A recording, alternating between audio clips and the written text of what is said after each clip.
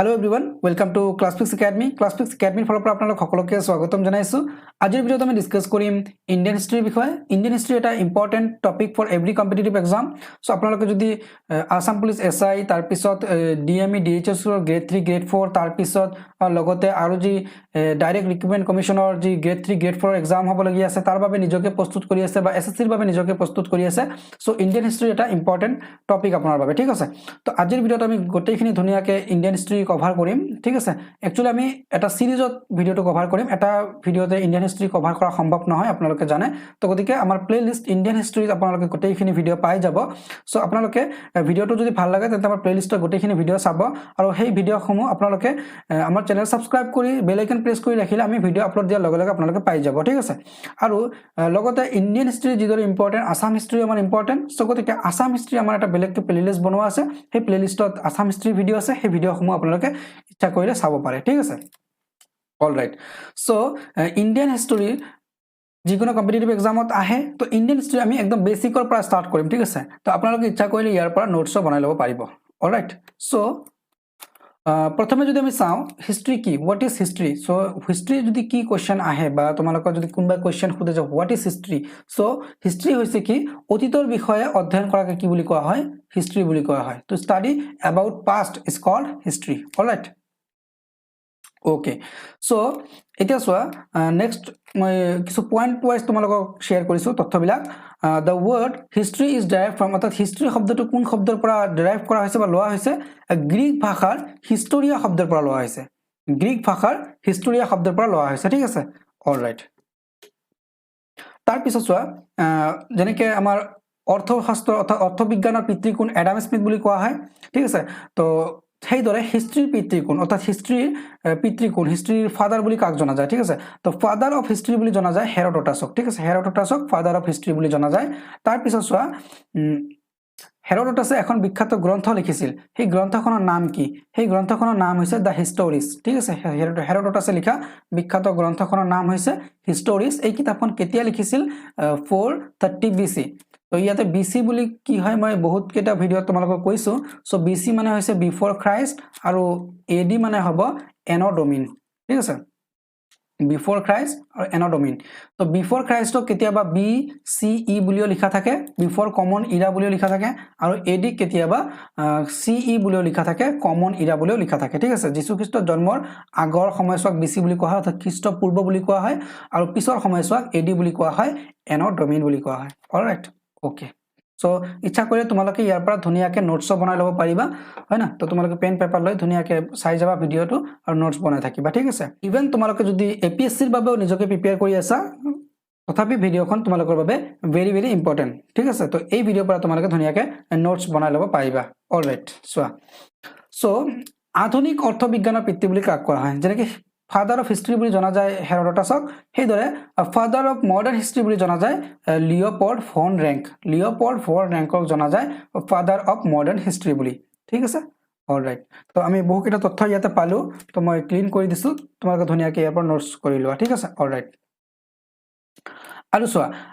লিখন জ্ঞান আৰু অধ্যয়নৰ ওপৰত ভিত্তি কৰি ইতিহাসক তিনিটা ভাগত ভাগ কৰা হৈছে। লিখন জ্ঞান অৰ্থাৎ মানুহে লিখাৰ যি আৱিষ্কাৰ কৰিছিল বা লিখাৰ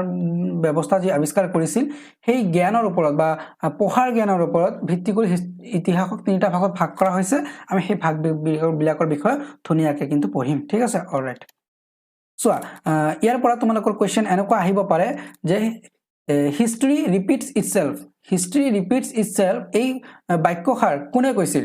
এই কথাষাৰ কোনে কৈছিল, হিষ্ট্ৰী ৰিপিটছ ইটছেল্ফ, অৰ্থাৎ হিষ্ট্ৰী বাৰম্বাৰ কি কৰে, ৰিপিট কৰে নিজকে,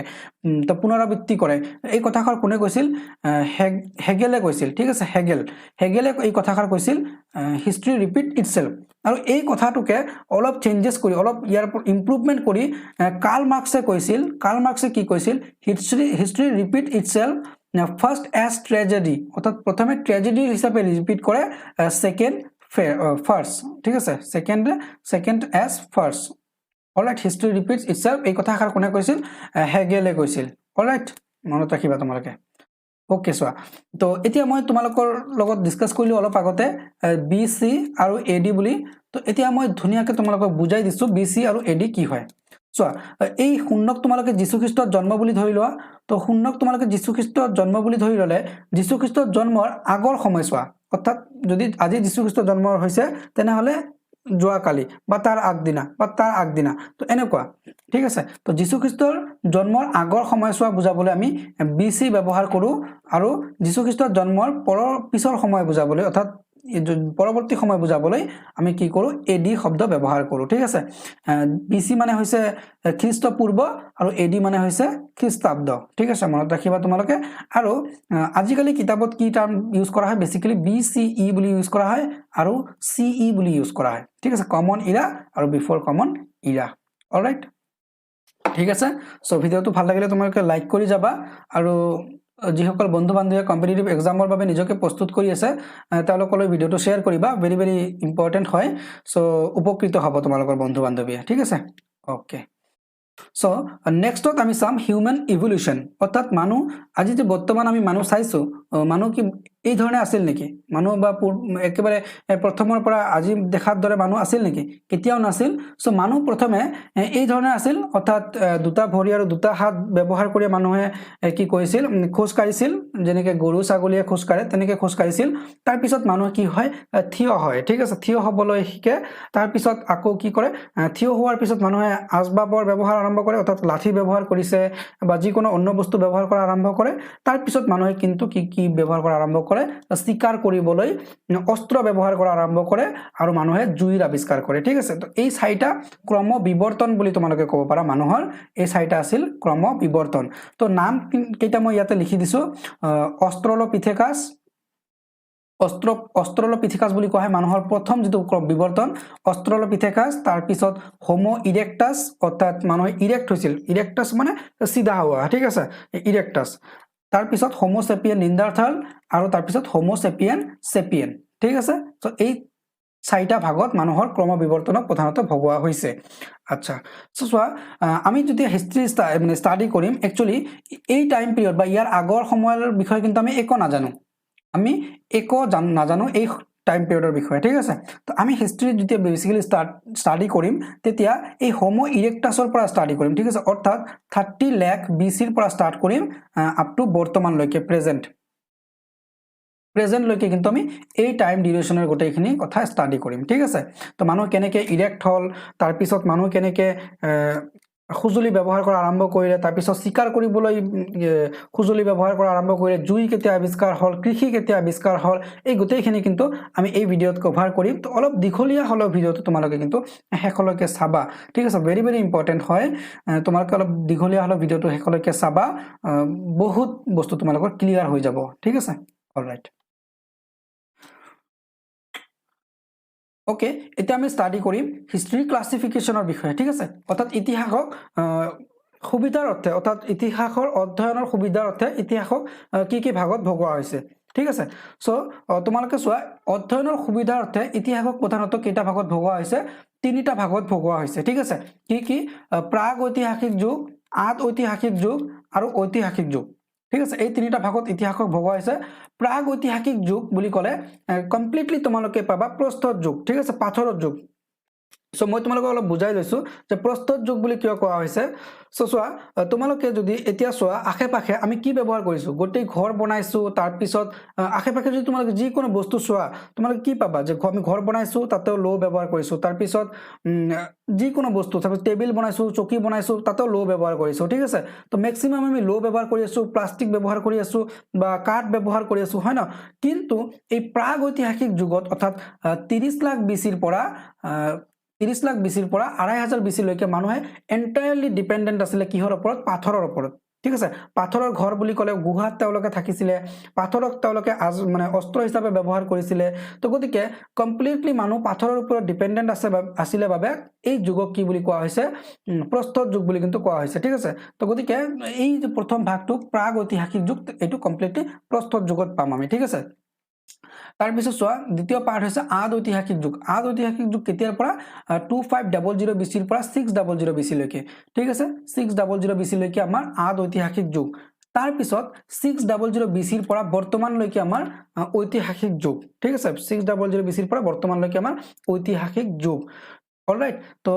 আমি বেসিক্যালি স্টাডি কৰিব লাগিব প্ৰাগৈতিহাসিক যুগত প্ৰস্তৰ যুগৰ বিষয়ে তাৰ পিছত আদৈতিহাসিক যুগত আমি স্টাডি কৰিম হৰপ্পা সভ্যতা তাৰ পিছত বৈদিক সভ্যতাৰ বিষয়ে আৰু ঐতিহাসিক যুগত স্টাডি কৰিম আমি 16 মহাজনপদ আৰু বাকি গোটেইখিনি ঠিক আছে মই ডিসকাস কৰি আছো এতিয়া তোমালোকৰ লগত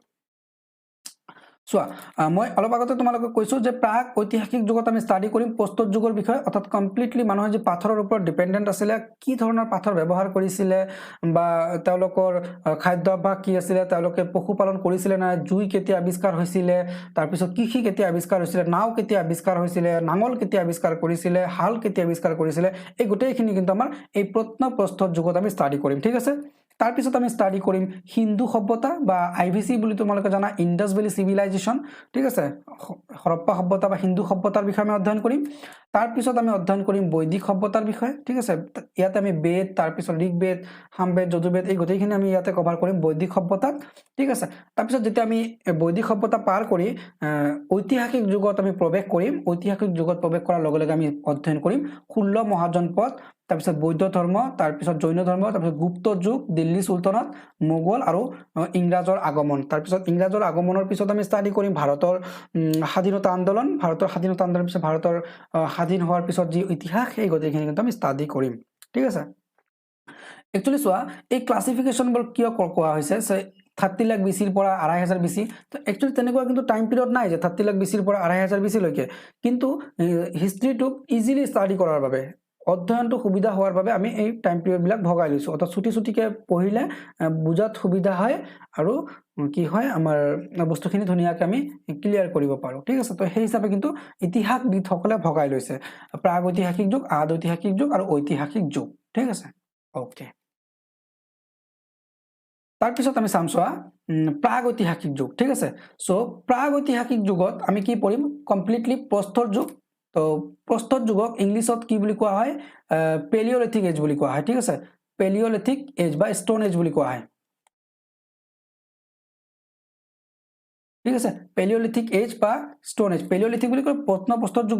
বুজায় একচুয়ালি প্ৰত্নপ্ৰস্তৰ যুগ পেলিওলিথিক এজ তাৰ পিছত মধ্যপ্ৰস্তৰ যুগ মেছলিথিক এজ আৰু নৱপ্ৰস্তৰ যুগ তোমালোকে পাবা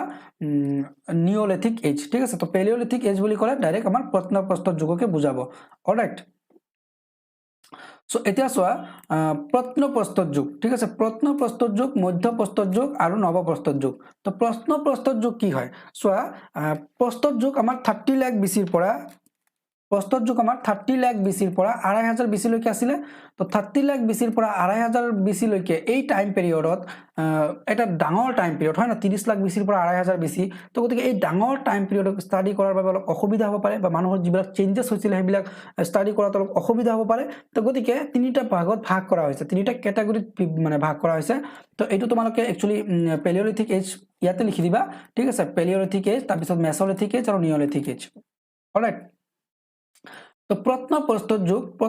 যুগ আমাৰ কেতিয়া আৰম্ভ হৈছিল প্ৰত্নপ্ৰস্তৰ যুগ আমাৰ আৰম্ভ হৈছিল 30 লাখ বিচিৰ পৰা 10000 বিচি লৈকে তাৰ পিছত মধ্যপ্ৰস্তৰ যুগ আমাৰ কেতিয়া আৰম্ভ হৈছিল 9000 বিচিৰ পৰা 4000 বিচি লৈকে আৰু নৱপ্ৰস্তৰ যুগ আমাৰ কেতিয়া ষ্টাৰ্ট হৈছিল নৱপ্ৰস্তৰ যুগ আমাৰ ষ্টাৰ্ট হৈছিল 4000 বিচিৰ পৰা 10000 বিচি লৈকে ঠিক আছে আচ্ছা এতিয়া চোৱা প্ৰত্নপ্ৰস্তৰ যুগৰ বৈশিষ্ট্য কি সো প্ৰত্নপ্ৰস্তৰ যুগত সাধাৰণতে কি কৰা হৈছিল পাথৰ ব্যৱহাৰ কৰিছিল হৰাইছিল আৰু এই পাথৰবিলাক কি আছিল ডাঙৰ পাথৰ আছিল ঠিক আছে মানুহে ডাঙৰ পাথৰ তেওঁলোকে ব্যৱহাৰ কৰিছিল কিন্তু যেতিয়া মধ্যপ্ৰস্তৰ যুগ আহে তেতিয়া মানুহে সৰু পাথৰ ব্যৱহাৰ কৰা আৰম্ভ কৰে সাপোজ আগতে ইমান ডাঙৰ পাথৰ ব্যৱহাৰ কৰিছিল কিবা এটা বস্তু ভাঙিবলৈ এতিয়া ইমান ডাঙৰ পাথৰ ব্যৱহাৰ নকৰি অলপ সৰু পাথৰ ব্যৱহাৰ কৰে ভাঙে ঠিক আছে আৰু তাৰ পিছত যেতিয়া নৱপ্ৰস্তৰ যুগ আৰম্ভ হ'ল তেতিয়া কিন্তু মানুহে আৰু সৰু পাথৰ আৰু সূক্ষ্ম পাথৰ ব্যৱহাৰ কৰা আৰম্ভ কৰে মানুহে ঠিক আছে তো তোমালোকে এই যেটো মানে ডাঙৰ পাথৰ সৰু পাথৰ তাতকে সৰু পাথৰ এটো তোমালোকে কম্পিউটাৰৰ লগত মানে ইমাজিন কৰিব পাৰিবা যেতিয়া মানুহে প্ৰথম কম্পিউটাৰ আৱিষ্কাৰ কৰিছিল কিমান ডাঙৰ কম্পিউটাৰ আছিল হয় না বা তোমালোকে চাইছা আগতে কম্পিউটাৰ কিমান আছিল ডেস্কটপ একদম পুৰা ডাঙৰ আছিল আজিকালি ল্যাপটপ আহিছে তাৰ পিছত ট্যাবলেট আহিছে তো গতিকে সৰু হৈ আহিছে হয় না তো ঠিক একেদৰে যেতিয়া মানুহৰ ক্ৰম বিকাশ হয় বুদ্ধিৰ বিকাশ হয় বস্তু সৰু হৈ আহে ঠিক একেদৰে মানুহৰ যেতিয়া বিকাশ হৈছিল মস্তিষ্কৰ বিকাশ হৈছিল তেতিয়া কিন্তু মানুহে ডাঙৰ পাথৰৰ পৰা সৰু পাথৰ ব্যৱহাৰ কৰা আৰম্ভ কৰিছিল ঠিক আছে ওকে সো এটা আমি বৈশিষ্ট্য চাই যাম গোটেইখিনি চোৱা মানুহে সামাজিক নাছিল অৰ্থাৎ মানুহ কি কৰিছিল অঘৰী জীৱন যাপন কৰিছিল ঠিক আছে অঘৰী জীৱন যাপন মানে কি ইয়াতে ৰাতি হৈছে ইয়াতে শুইছে কৰবাত আকৌ ৰাতিপুৱা হৈছে উঠি গৈছে তাতে খোৱা পাইছে তাতে থাকিছে শুইছে আৰু বেলেগ ঠাইত গৈছে তো এই ধৰণৰ জীৱন যাপনক অঘৰী জীৱন যাপন বুলি কোৱা হয় ঠিক আছে ওকে আৰু মানুহ কি কৰিছিল তেতিয়া শিকাৰ কৰিছিল আৰু কেঁচা মাংস খাইছিল শিকাৰ কৰিছিল আৰু কেঁচা মাংস মানুহে খাইছিল ঠিক আছে ওকে আৰু এই প্ৰত্নপ্ৰস্তৰ যুগৰ বিষয়ে কোনে আৱিষ্কাৰ কৰিছিলে প্ৰত্নপ্ৰস্তৰ যুগৰ বিষয়ে আৱিষ্কাৰ কৰিছিলে ৰবাৰ্ট ব্ৰুচফুট ঠিক আছে নামটো মনত ৰাখিবা ভেৰি ভেৰি ইম্পৰ্টেন্ট হয় ৰবাৰ্ট ব্ৰুচফুটে প্ৰত্নপ্ৰস্তৰ যুগৰ বিষয়ে আৱিষ্কাৰ কৰিছিলে ঠিক আছে এটা চোৱা প্ৰত্নপ্ৰস্তৰ যুগ 30 লাখ বিচিৰ পৰা 10 লাখ বিচি লৈকে সরি 10,000 বিচি লৈকে তো এটা লম্বা টাইম পিরিয়ড ইয়াকো আকৌ কি কৰা হৈছে তিনিটা ভাগত ভগোৱা হৈছে কি নিম্ন প্ৰত্নপ্ৰস্তৰ যুগ মধ্য প্ৰত্নপ্ৰস্তৰ যুগ আৰু উচ্চ প্ৰত্নপ্ৰস্তৰ যুগ মই একদম সিম্পলি তোমালোকক বুজাই দিছো যে এই প্ৰত্নপ্ৰস্তৰ যুগক আকৌ তিনিটা ভাগত ভাগ কৰা হৈছে ষ্টাডিৰ সুবিধাৰ বাবে এটা হৈছে নিম্ন প্ৰত্নপ্ৰস্তৰ যুগ ইংলিছত তোমালোকে পাবা লোৱাৰ পেলিওলিথিক এজ তাৰপিছত middle paleolithic age and upper paleolithic age alright তো বেসিক্যালি সোয়া তোমালোকে কোৰ টুল ব্যৱহাৰ কৰা হৈছিল কোৰ টুল বুলি কয় ডাঙৰ পাথৰ ব্যৱহাৰ কৰা হৈছিল তাৰ পিছত মধ্যপ্ৰস্তৰ যুগত কি কৰা হৈছিল ফ্ল্যাগ বুলি কৰে আগতে সাপোজ গোল পাথৰ ব্যৱহাৰ কৰিছিল বা এনেকুৱা শেপ উইদাউট শেপৰ পাথৰ ব্যৱহাৰ কৰিছিল তেতিয়া এতিয়া মানুহৰ মস্তিষ্ক বিকাশ হল মানুহে ব্যৱহাৰ কৰিলে চেপেটা পাথৰ যে চেপেটা পাথৰ ব্যৱহাৰ কৰিলে মানুহ কি হয় কোনো এটা বস্তু সোনকালে কাটিব পাৰে বা কোনো এটা বস্তু ভাঙিব পাৰে সো চেপেটা পাথৰ ব্যৱহাৰ কৰা তেওঁলোকে আৰম্ভ কৰিলে আৰু উচ্চ প্ৰত্নপ্ৰস্তৰ যুগত মানুহে কি কৰিলে ব্লেড টুল ব্যৱহাৰ কৰা আৰম্ভ কৰিলে ব্লেড টুল একচুয়ালি কি হয় সোয়া তেতিয়া মানুহে গম পালে যে অকল চেপেটা পাথৰ নহয় যদি পাথৰটো আমি অলপ ধাৰ দিব পাৰো তেন্তে কি হয় আৰু ভালকে প্ৰয়োগ কৰা যায় তেন্তে মানুহে তেতিয়া ব্লেড টুল অৰ্থাৎ ধাৰ দিয়া আৰম্ভ কৰিলে পাথৰৰ ওপৰত ঠিক আছে তো প্ৰধানত এই তিনিটা চেঞ্জেস হৈছিল আমাৰ নিম্ন প্ৰত্নপ্ৰস্তৰ যুগ মধ্য প্ৰত্নপ্ৰস্তৰ যুগ আৰু উচ্চ প্ৰত্নপ্ৰস্তৰ যুগত অলৰাইট ওকে সো এতিয়া পাথৰ ক্ৰমে সৰু হৈ আহি আছে কিন্তু ঠিক আছে আগতে ডাঙৰ আছিল এতিয়া আৰু সৰু হৈ আহিব ঠিক আছে ইয়াতে ফ্ল্যাগ টুল আহিল তাৰ পিছত ইয়াতে ধাৰ ব্যৱহাৰ কৰিলো ব্লেড ব্যৱহাৰ কৰিলো এতিয়া আকৌ পাথৰ সৰু হৈ আহিল ঠিক আছে সো সৰু পাথৰ ব্যৱহাৰ কৰিছিল আৰু ধনু আৰু ধনুকাৰ ব্যৱহাৰ কৰিছিল মানুহে ঠিক আছে ধনু আৰু কাঁড় তেওঁলোকে কিন্তু ব্যৱহাৰ কৰা আৰম্ভ কৰিছিল এই মধ্যপ্ৰস্তৰ যুগত ঠিক আছে আৰু মানুহে আংশিকভাৱে পশুপালন আৰম্ভ কৰিছিল ঠিক আছে এতিয়া মানুহে শিকাৰ কৰিছে শিকাৰ কৰাৰ পিছত দেখিছে যে শিকাৰ কৰা যদি জীৱ-জন্তু এটা ধৰি কাখত ৰখা যায় তেন্তে পিছত আমি খাব পাৰিম হয় না তো গতিকে এই কনসেপ্টৰ ওপৰত তেওঁলোকে কি কিন্তু পশুপালন আৰম্ভ কৰিছিল ঠিক আছে আংশিক পশুপালন কিন্তু পশুপালন পূৰ্ণ বিকাশ আমি পিছত চাম ঠিক আছে আংশিকভাৱে পশুপালন আৰম্ভ কৰিছিল অলৰাইট আৰু সোয়া জন লুব্বক আছিল এই যুগৰ আৱিষ্কাৰক তো কোনে এই যুগৰ আৱিষ্কাৰক কোন আছিল জন লুব্বক ঠিক আছে ওকে এতিয়া সোয়া এই যে প্ৰত্নপ্ৰস্তৰ যুগত মানুহ বা 30 লাখ বিচিত মানুহ কোন কত আবিৰ্ভাৱ হৈছিল মানুহ কোন ঠাইত আবিৰ্ভাৱ হৈছিল তো মানুহ আবিৰ্ভাৱ হৈছিল আফ্ৰিকা ঠিক আছে দক্ষিণ আফ্ৰিকাত কিন্তু মানুহ প্ৰথম আবিৰ্ভাৱ হোৱা বুলি আমি গম পাইছো ঠিক আছে আমি জানিব পাৰিছো অলৰাইট ওকে সোয়া তাৰ পিছত নৱপ্ৰস্তৰ যুগ আহিল নৱপ্ৰস্তৰ যুগ মানুহে কি কৰিলে সূক্ষ্ম পাথৰ ব্যৱহাৰ কৰিলে আৰু সৰু পাথৰ ব্যৱহাৰ কৰিলে আৰু নৱপ্ৰস্তৰ যুগত মানুহৰ জীৱনত এটা ইম্পৰ্টেন্ট চেঞ্জেস আহিল ঠিক আছে আৰু সোয়া ইয়াতে মধ্যপ্ৰস্তৰ যুগত আৰু এটা বস্তু আমি ইয়াতে লিখিব লাগিব হেতু কি হৈছে জুইৰ আৱিষ্কাৰ ঠিক আছে জুইৰ আৱিষ্কাৰ কিন্তু আমাৰ কিন্তু এই মধ্যপ্ৰস্তৰ যুগত হৈছিল ঠিক আছে যেতিয়া জুইৰ আৱিষ্কাৰ হৈছিল আগতে মানুহ কিন্তু কেঁচা মাংস খাইছিল কিন্তু এতিয়া মানুহে কি কৰিলে এতিয়া মানুহে মাংস পুৰি খোৱা আৰম্ভ কৰিলে ঠিক আছে এতিয়া মানুহে মাংস কি কৰে পুৰি খায় ঠিক আছে কেঁচাৰো নাখায় ঠিক আছে অলৰাইট আৰু নৱপ্ৰস্তৰ যুগত মই অলপ আগতে কলো সূক্ষ্ম পাথৰ অৰ্থাৎ সৰু পাথৰ ব্যৱহাৰ কৰিছিল ডাঙৰ তাতকৈ সৰু আৰু তাতকৈ সৰু পাথৰ ব্যৱহাৰ কৰা আৰম্ভ কৰিলে ঠিক আছে আৰু নৱপ্ৰস্তৰ যুগত মানুহৰ জীৱনত এটা সিগনিফিকেন্ট চেঞ্জেস আহিলে হেয়া হৈছে কি কৃষিৰ আৱিষ্কাৰ ঠিক আছে তো মানুহে দেখিলে যে আমি ঘুৰি ঘুৰি খাদ্য বস্তু মানে সংগ্ৰহ কৰাতকৈ যদি আমি খেতি কৰো বা এঠাইত যদি ৰুই দিও ইয়াতে থাকিলে আমি খাব পাৰিম ঠিক আছে তো তেতিয়া মানুহে কিন্তু কি কৰিলে কৃষিৰ আৱিষ্কাৰ কৰিলে আৰু এই কৃষিৰ আৱিষ্কাৰে মানুহৰ জীৱনত আটাইতকৈ সিগনিফিকেন্ট চেঞ্জেস আনিলে তো এই সিগনিফিকেন্ট চেঞ্জেস কি সাপোজ তুমি কৰবাত খেতি কৰিছা বা কোনবাই কৰবাত খেতি কৰিছে খেতি কৰাৰ পিছত সেই খেতি এৰি গুছি যাব নেকি গুছি নাযায় তো তাতে থকা আৰম্ভ কৰিলে মানুহ অৰ্থাৎ মানুহ কি কৰিলে স্থায়ী জীৱন যাপন আৰম্ভ কৰিলে ঠিক আছে তো স্থায়ী জীবন যাপন বুলি কলে এজন মানুহ আছে লগত পৰিয়াল আছে আৰু এটা পৰিয়াল আছে আৰু এটা পৰিয়াল থাকিল এনেকে লাহে লাহে কি হল গাঁও আৰু সমাজৰ জন্ম হল ঠিক আছে কৃষিৰ আৱিষ্কাৰৰ পিছত আমাৰ কি হ'ল স্থায়ী জীৱন যাপন হ'ল স্থায়ী জীৱন যাপনৰ পিছত গাঁও আৰু সমাজ হ'ল সমাজত যেতিয়া হ'ব সাপোজ বানপানী হৈছে বা খেতি কৰিব লাগে তেতিয়া হাল লাগিব তো গতিকে নাও ঠিক আছে নাও তাৰ পিছত হাল তাৰ পিছত বাচন বৰ্তন এইবিলাকৰ বনোৱা কিন্তু আৰম্ভ হৈ গ'ল ঠিক আছে এতিয়া শস্য উৎপাদন কৰিছে ৰাখিব লাগিব তাৰে পৰা অলপ লৈ খাব লাগিব তো এই ধৰণৰ কাম কাজৰ বাবে কিন্তু তেওঁলোকে বাচন বৰ্তন ব্যৱহাৰ কৰা আৰম্ভ কৰিলে ঠিক আছে আৰু তেওঁলোকে প্ৰকৃতি পূজা আৰম্ভ কৰিছিল তো তেওঁলোকে আগতে জনা নাছিল তো তেওঁলোকে ভগৱান বুলি তেওঁলোকে প্ৰকৃতিক মানিছিল তো তেওঁলোকে কি কৈছিল যে বৰষুণ লাগে ওপৰৰ ফালে চাইছিল ওপৰৰ ফালে চাই কৈছিল বৰষুণ লাগে বা তাৰ পিছত বানপানী আহিলে নদীৰ যি প্ৰকোপ হেয়া তেওঁলোকক ধ্বংস কৰিছিল তো গতিকে নদীক তেওঁলোকে মানিছিল তাৰপিছত গছৰ পৰা তেওঁলোকে খাদ্য পায় তো গছক তেওঁলোকে পূজা কৰিছিল তো এই ধৰণে তেওঁলোকে প্ৰকৃতিৰ কিন্তু তেওঁলোকে পূজা কৰিছিল ঠিক আছে ওকে আৰু চোৱা এই যে মানে নৱপ্ৰস্তৰ যুগ এই নৱপ্ৰস্তৰ যুগৰ বিষয়ে কোনে আৱিষ্কাৰ কৰিলে নৱপ্ৰস্তৰ যুগৰ বিষয়ে আৱিষ্কাৰ কৰিলে ডক্টৰ প্ৰাইম ৰ'জ ঠিক আছে নামটো মনত ৰাখিবা তোমালোকে ডক্টৰ প্ৰাইম ৰ'জে আৱিষ্কাৰ কৰিলে নৱপ্ৰস্তৰ যুগৰ বিষয়ে তো তিনিটা নাম আমি পালো ৰবাৰ্ট ব্ৰুচফুট প্ৰত্নপ্ৰস্তৰ যুগ জন লুবক মধ্যপ্ৰস্তৰ যুগ আৰু ডক্টৰ প্ৰাইম ৰ'জ নৱপ্ৰস্তৰ যুগ ঠিক আছে আৰু চোৱা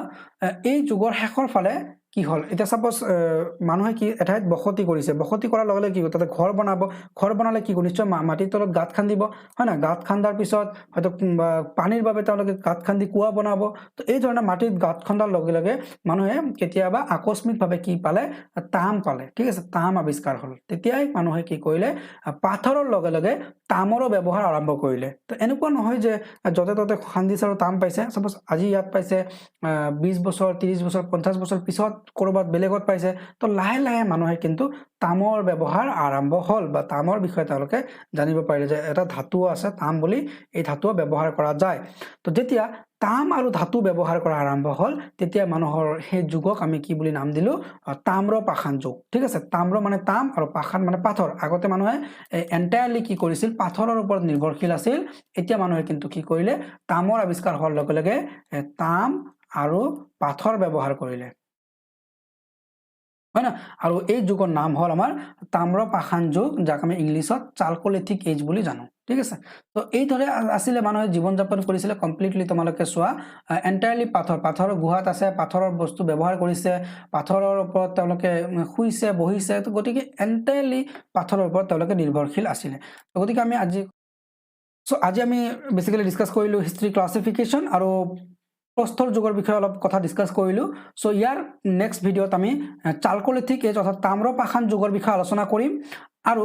তাৰ পিছত আমি তাম্ৰ পাষাণ যুগৰ বিষয়ে অলপ ডিসকাস কৰিম কৰাৰ পিছত আমি হৰপ্পা সভ্যতা আৰু বৈদিক সভ্যতাৰ বিষয়ে আমি আলোচনা কৰিম সো ভিডিঅটো যদি আপোনালোকৰ ভাল লাগিছে তেন্তে নিশ্চয় লাইক কৰিব আমাৰ আগন্তুক ভিডিঅসমূহ পাবলৈ আমাৰ চেনেল সাবস্ক্ৰাইব কৰি বেল আইকন প্ৰেছ কৰি ৰাখিব